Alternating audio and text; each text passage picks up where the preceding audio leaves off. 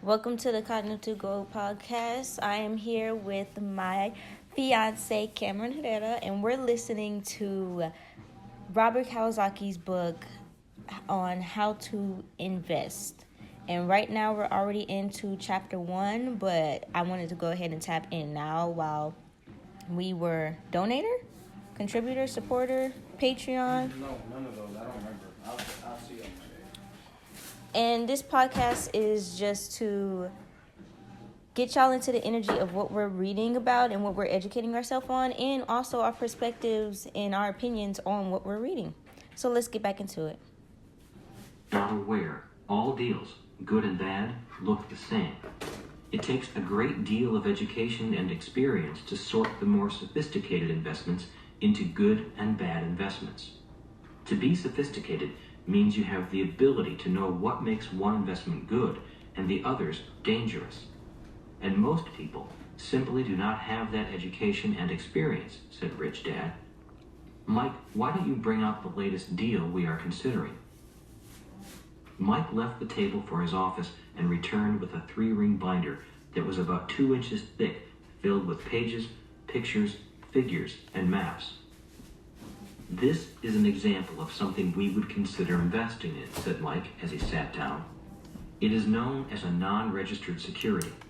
This particular investment is sometimes called a private placement memorandum.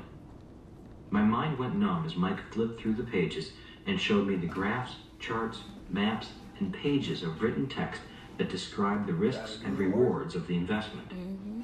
I felt drowsy as Mike explained what he was looking at and why he thought it was such a great investment opportunity. Rich Dad, seeing me begin to fade away with the overload of unfamiliar information, stopped Mike and said, "This is what I wanted Robert to see." Rich Dad then pointed to a small paragraph at the front of the book that read, "Exemptions from the Securities Act of 1933. "This is what I want you to understand," he said. I leaned forward to be better able to read the fine print his finger was pointing to. The fine print said, "This investment is for accredited investors only. An accredited investor is generally accepted to be someone who has a net worth of $1 million or more, or has had an annual income of $200,000 or more in each of the most recent years, or $300,000 jointly with a spouse, and who has a reasonable expectation of reaching the same income level in the current year." Leaning back in my chair, I said, "This is why you say I cannot invest in what you invest in. This investment is for rich people only." Okay, so with that being said, so you have to make at least $1 million or more. Like, you have to every single year. Every year, meaning you got to keep up with your shit, meaning you can't lack in nothing. You have to be dedicated to making $1 million or more individually, or $300,000 joint with the spouse, and has a guarantee that you're going to make that every year. Just to stay on right, that side, the right side, right of side. the law. So Of this. So they won't fuck with you and all that good shit. Yep. Just so we can be okay, just so it can be legal. "People with high incomes," said Mike. "Not only are these guidelines tough, but the minimum amount you can invest in this investment is $35,000. That is how much each investment unit, as it is called, costs." 300,000? $35,000. Oh, 35? He said with a gasp. "That is a lot of money and a lot of risk. You mean that is the least someone can invest in this deal?" Rich Dad nodded. "How much does the government pay you as a Marine Corps pilot?" Not even I was earning about $35,000. $12,000 a year with See? flight pay and combat pay in Vietnam. I really don't know what my pay will be here now that I'm stationed in Hawaii. I might get some COLA, cost of living allowance, but it sure isn't going to be much, and it certainly will not cover the cost of living in Hawaii. So for you to have saved $3,000 was quite an accomplishment, said Rich Dad, doing his best to cheer me up. You saved nearly 25% of your gross income. I nodded, yet silently I realized how very, very far behind I was from becoming a so-called accredited investor. I realized that even if I achieved the rank of general in the Marine Corps, I would probably not earn enough money to be considered an accredited investor. So what should I do? I finally asked. Why can't I just give you my $3,000 and you combine it with your money and we split the profits when the deal pays off? We could do that, said Rich Dad, but I wouldn't recommend it. Not for you anyway. Why? I asked. Why not for me? You already have a pretty good financial education foundation, so you can go way beyond just being an accredited investor. If you want, you could become a sophisticated investor.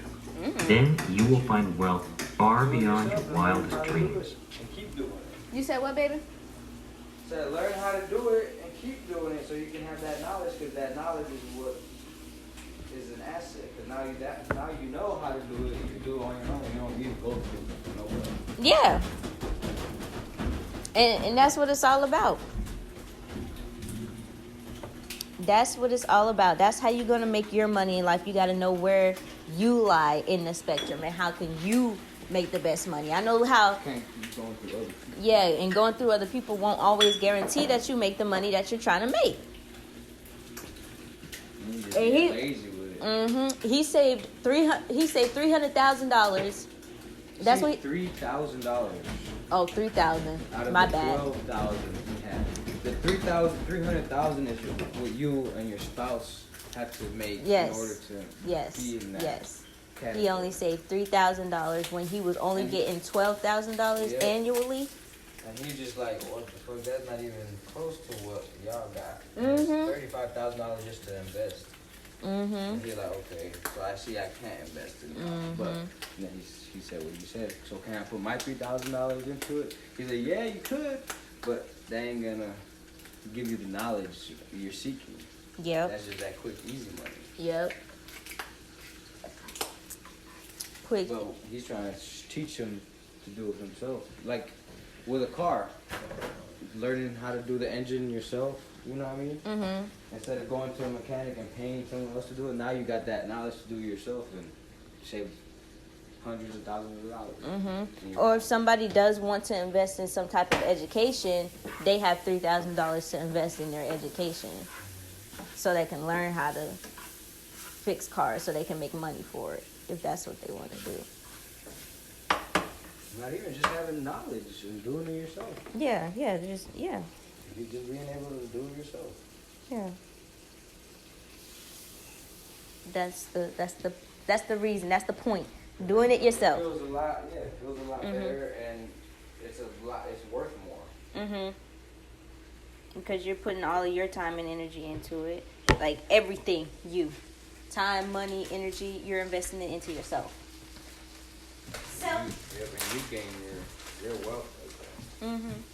So you can teach your kid how to do it by not teaching them how to do it, you know? Yeah. Accredited investor, sophisticated investor. What's the difference? I asked, actually feeling a spark of renewed hope. Good question, Mike said with a smile, sensing that his friend was coming out of a slump. An accredited investor is by definition someone who qualifies because he or she has money. That is why an accredited investor is often called a qualified investor, Rich Dad explained. But money alone does not qualify you to be a sophisticated investor. What is the difference? I asked.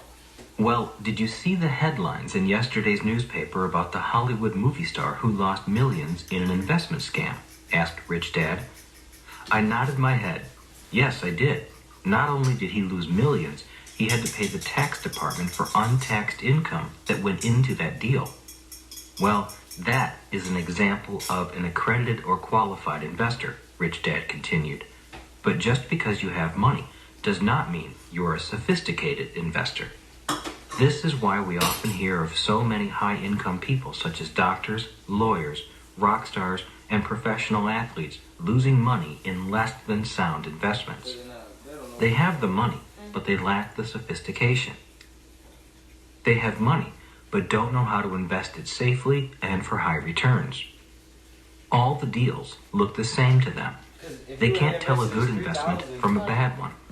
People What? Say he invested the $3,000 with them, and say they lost money. Now he has to. That's what he's saying. He has to pay them because if the deal didn't go good, if they lost, he invested $3,000. But since he invested the $3,000, you also gotta pay back whatever whatever you were gonna gain is what you're gonna have to pay because if it don't go good, you know. What I'm saying? So that's why that law is in place the way that it is, because the bad investments will do that. And screw you over. Yep, and screw you over, and and now know one. what you're doing and be sophisticated, as you said. So would you consider loans, personal loans, kind of being like that in a way? No, that's something totally different. Yeah. That's something okay. Investments like stockbrokers and. I mean, you gotta know that's going into debt. But either you choose how to go about it, go that way or the left way. Right way or the left way? Which way you choosing? Because it all depends on how you use that money. If you do get a loan, Yeah. it's how you use it. If you're just gonna go buy luxuries or create an asset with that money that's gonna pay itself off. And this shit is like real. It's not difficult. It just takes a lot. you can see the bigger picture and you can see the whole playing board. When I'm saying like this is a whole fucking game, you can see the whole board now. It takes a lot. And it takes a lot of educating yourself, and you can see where you're at on the board, and you're like, God damn, I still got to go all the way around here, hit this spot like 3-4 more times before I can buy this building right here and buy this one right here. Like, it's like, fuck. But that's how it's set up. It's a fucking game. This is how America is set up. That's the system. And if you want to get rich in this country, this is how you have to do it. This is America. Yep. This is America. But yeah, Rich Dad's Guide to Investing, Robert Kiyosaki, how the rich invest in that the poor and middle class do not. Let's get back into it.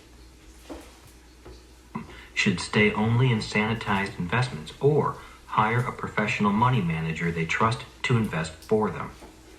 So, what is your definition of a sophisticated investor? I asked. A sophisticated investor knows the 3 E's, said Rich Dad. The 3 E's, I repeated. What are the 3 E's? Rich Dad then turned over the private placement memorandum we were looking at and wrote the following on the back of one of the pages.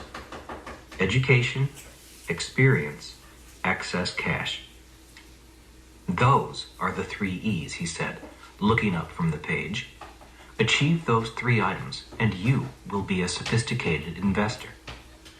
Looking at the 3 items, I said, so the movie star had excess cash, but he lacked the first 2 items. Rich Dad nodded. And there are many people with the right education, but they lack the experience. Exactly. And without real-life experience, they often lack the excess cash. People like that often say, I know, when you explain things to them, but they do not do what they know. Exactly. Added Mike. Our banker always says, I know, to what Dad and I do, but for some reason, he does not do what he claims he knows. And that is why your banker lacks the excess cash, I said. Rich Dad and Mike nodded. Again, the room went silent as the conversation ended. All 3 of us were deep in our own private thoughts. Rich Dad signaled the maid for more coffee, and Mike closed the 3-ring binder. I sat with my arms crossed, gazing out upon the deep blue Pacific Ocean at Mike's beautiful home, and contemplating the next direction my life would take. I had finished college as my parents had wished. My military obligation would soon be over, and then I would be free to choose the path that was best for me. What are you thinking about? Asked Rich Dad, sipping from his fresh cup of coffee. I'm thinking about what I want to become now that I have grown up, I replied. And what is that? Asked Mike. I'm thinking that maybe I should become a sophisticated investor, I replied quietly. Whatever that is. That would be a wise choice, said Rich Dad. Me too. You've got a pretty good start, a solid financial education foundation. Now, it's time to get some experience. And how will I know when I have enough of both? I asked. When you have excess cash, smiled Rich Dad. With that, the three of us laughed and raised our water glasses, toasting to excess cash. Rich Dad then toasted, and to being a sophisticated investor. To being a sophisticated investor and to excess cash, I repeated again silently to myself. I liked the ring of those words in my head. Mike's limousine driver was summoned, and I returned to my dingy bachelor officer's quarters to think about what I was going to do with the rest of my life. I was an adult, and I had fulfilled many of my parents' expectations, such as getting a college education and serving my country during a time of war. It was now time for me to decide what I wanted to do for myself. The thought of studying to become a sophisticated investor appealed to me. I could continue my education with Rich Dad as I gained the experience I needed. This time, my Rich Dad would be guiding me as an adult. 20 years later. By 1993, Rich Dad's wealth was split between his children, grandchildren, and their future children. For the next 100 years or so, his heirs would not have to worry about money. Mike received the primary assets of the business and has done a magnificent job of growing the balance of Rich Dad's financial empire, a financial empire that Rich Dad had built from nothing. I had seen it start and grow during my lifetime. It took me 20 years to achieve what I thought I should have been able to do in 10 years. There is some truth to the saying, it's the first million that is the hardest. In retrospect, making $1 million was not that difficult. It's keeping the million and having it work hard for you that I found to be difficult. Nevertheless, I was able to retire in 1994 at the age of 47, financially free and with ample money to enjoy life. Yet it was not retirement that I found exciting. It was finally being able to invest as a sophisticated investor that was exciting. To be able to invest alongside Mike and Rich Dad was a goal worth achieving. That day back in 1973, when Mike and Rich Dad said I was not rich enough to invest with them, was a turning point in my life. It was the day I set the goal to become a sophisticated investor. The following is a list of some of the investments in which so-called accredited investors and sophisticated investors invest. Private placements, real estate syndication and limited partnerships, pre-initial public offerings, IPOs. IPOs. While available to all investors, IPOs are not usually easily accessible. Subprime financing, mergers and acquisitions, loans for startups, hedge funds. For the average investor, these investments are too risky, not because the investment itself is necessarily risky, but because all too often, the average investor lacks sufficient education, experience, and excess capital to handle the exigencies of the investment. I now tend to side with the SEC and agree that it is better to protect unqualified investors by restricting their access to these types of investments. This is because I made some errors and false steps along the way and know that others may do the same. As a sophisticated investor today, I now invest in such ventures. If you know what you're doing, the risk is very low while the potential reward can be huge. Investments such as these are where the rich routinely invest their money. Although I have taken some losses, the returns on the investments that do well have been spectacular, far exceeding the few losses. A 35% return is normal, but returns of 1,000% and more are occasionally achieved. I would rather invest in these investments than in others because I find them more exciting and more challenging. It's not simply a matter of buy 100 shares of this or sell 100 shares of that, nor is the PE high or is the PE low. That is not what being a sophisticated investor is about. Investing in these investments is about getting very close to the engine of capitalism. In fact, some of the investments listed here are venture capital investments which, for the average investor, are far too risky. In reality, the investments are not risky. It's the lack of education, experience, and excess cash that makes it risky for the average investor.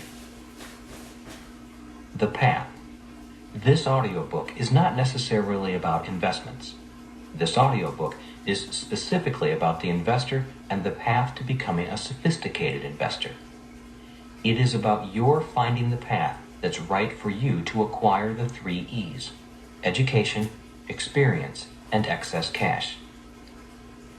Rich Dad, Poor Dad is a book about my educational path as a child. Cash Flow Quadrant is my educational path as a young adult between the years 1973 and 1994. This audiobook, Rich Dad's Guide to Investing, builds on the lessons from previous years and converts the lessons into the 3 E's so that you can qualify as a sophisticated investor. In 1973, I barely had $3,000 to invest, and I did not have much education and real-life experience. By 1994, I had become a sophisticated investor. Many years ago, Rich Dad said, just as there are houses for the rich, the poor, and the middle class, there are investments for each of them. If you want to invest in investments that the rich invest in, you have to be more than rich. You need to become a sophisticated investor, not just a rich person who invests. The 5 phases of becoming a sophisticated investor. Rich Dad broke my development program into 5 distinct phases, which I have organized into phases, lessons, and chapters. The phases are: 1. Are you mentally prepared to be an investor? 2. What type of investor do you want to become? 3. How do you build a strong business? 4. Who is a sophisticated investor? 5. Giving it back. This book is written as a guide. It will not give you specific answers.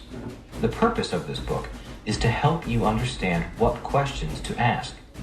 And if this book does that, it has done its job. Rich Dad said, you cannot teach someone to be a sophisticated investor, but a person can learn to become a sophisticated investor. It's like learning to ride a bicycle.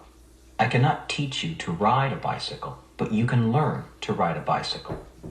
Learning to ride a bicycle requires risk, trial and error, and proper guidance. The same is true with investing. If you do not want to take risks, then you're saying you do not want to learn. And if you do not want to learn, then I cannot teach you. And if you are looking for a book on hot investment tips or how to get rich quick or the secret investment formula of the rich, this book is not for you. This book is really about learning more than investing. It is for people who are students of investing, students who seek their own path to wealth rather than look for the easy road to wealth.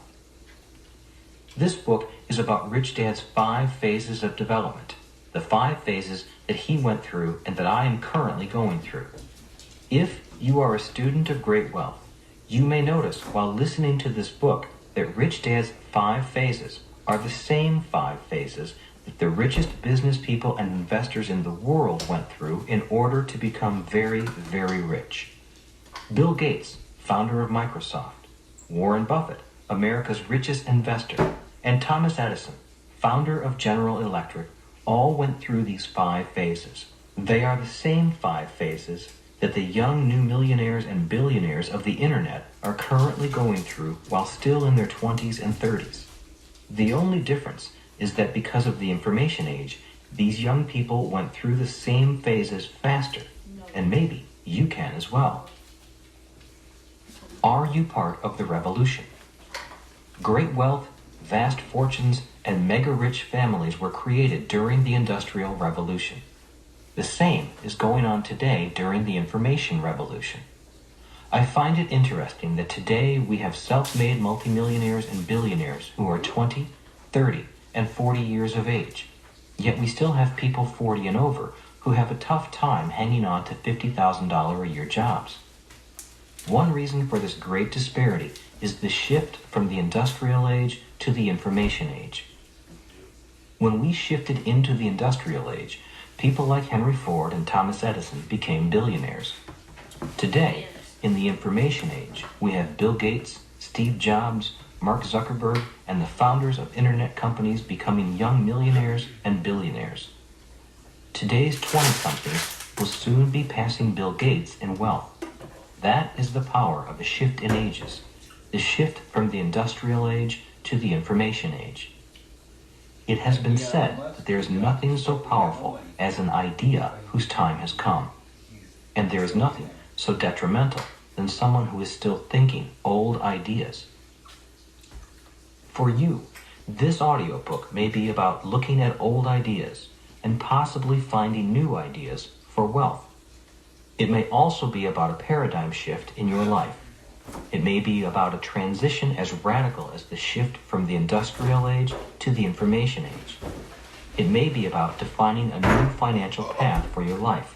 It may be about thinking more like a business person and investor rather than an employee or a self-employed person.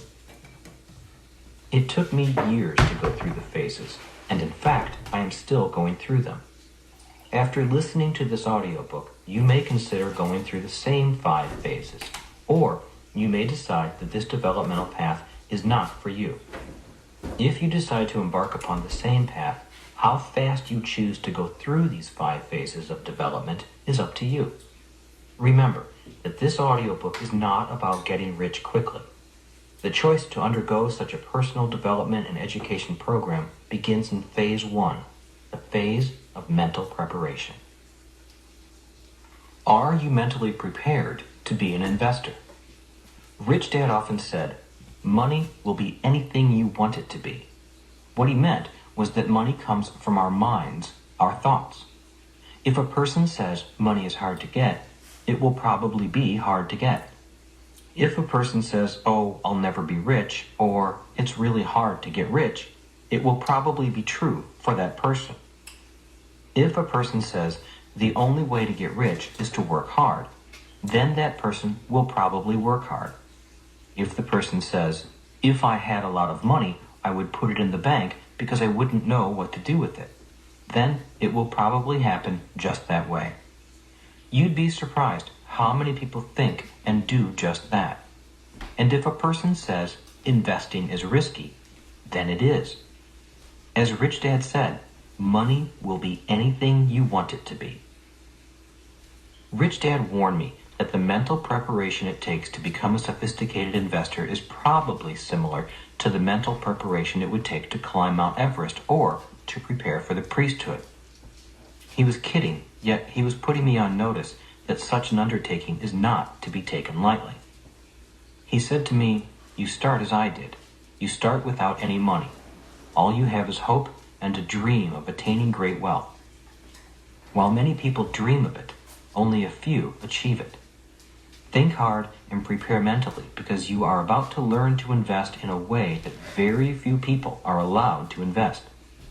You will see the investment world from the inside rather than from the outside.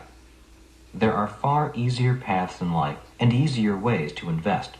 So think it over and be prepared if you decide this is the path for your life. And that is the end of chapter 1. Thank you guys for tuning in to the Cognitive Gold podcast. And thank y'all for listening in to the Rich Dad's Guide to Investment. Y'all know where to get the book at. Look it up. It's on Amazon. It is on Audible. It is on all different types of platforms. Tap in. Spend that little bit of money to get your education on. Get those 3 E's because we up. This is what we doing now. This is what we shifting into. And this is the future. Let's get it.